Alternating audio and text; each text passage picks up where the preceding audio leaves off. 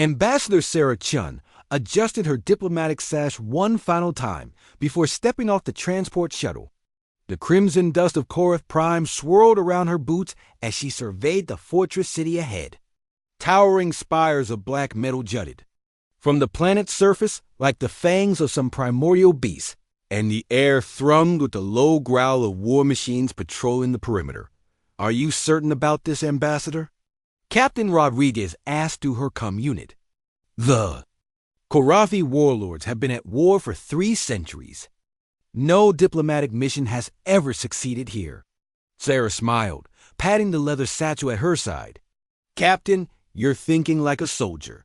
Sometimes the best weapon is a good meal."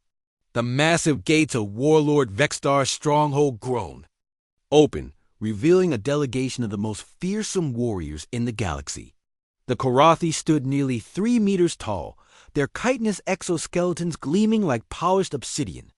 Warlord Vextar himself led the group, his forearms ending in razor-sharp claws that had ended countless lives in personal combat. "Human!"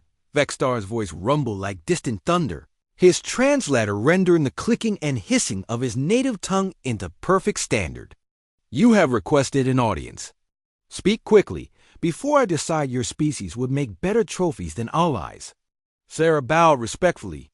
"Honored Warlord, I come not with weapons or threats, but with an offering that might interest even the greatest of warriors."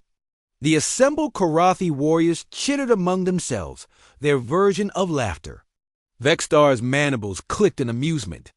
What could a soft-skinned human possibly offer the Korathi that we cannot take by force? Instead of answering, Sarah opened her satchel and withdrew a small heating unit and several sealed containers. The warriors tensed, weapons half drawn. But Vextar raised a primary arm to stop them. "Patience," Sarah said, activating the heater. "Great warriors deserve great feasts, do they not?" The aroma that began to fill the air was unlike anything the Korathi had ever experienced. Sarah had spent months studying their biology, their culture, their dietary needs. She had learned that beneath their fearsome exterior, the Korathi were actually omnivorous, their warlike nature stemming partly from poor nutrition on their harsh homeworld. "This," Sarah announced, plating the first dish, "is called Warrior's Bounty Spiced Nerf Steaks with Korathi mineral supplements, prepared in the style of the ancient Earth samurai." Vextar's compound eyes fixed on the dish. The scent was intoxicating, triggering biological responses the Warlord didn't fully understand. "You cook?" "All humans cook, Warlord. It's how we survived our early evolution, how we built our first communities. Sharing food is sharing trust." She prepared a second dish. "This is Battle Brothers rice grain from a dozen worlds, each chosen to complement Korathi physiology." One by one, Sarah presented dish after dish. The assembled warriors watched in fascination as their mighty warlord destroyer of star systems, conqueror of worlds carefully tasted each offering. With every bite, Vextar's aggressive posture seemed to soften. "The flavors." Vextar paused, searching for words. "They sing in harmonies I never knew existed." "Food is the first art, Warlord. Before we painted caves or forged swords, we learned to transform raw ingredients into something greater than their parts." Sarah began preparing her masterpiece, complex stew that would take hours to complete. "While this cooks, perhaps we could discuss why your people have been fighting for so long." What followed was the most unusual diplomatic negotiation in galactic history. As Sarah cooked, the Korathi spoke of their struggles, resource scarcity on their homeworld, territorial disputes that had escalated over generations, and a culture that had forgotten any form of conflict resolution except violence. "Your people fight because you're hungry," Sarah realized, stirring the stew. "Not just for food, but for purpose, for identity beyond warfare." "We are warriors," Vextar insisted, though his tone lacked its earlier conviction. "It is our nature." "So were humans once.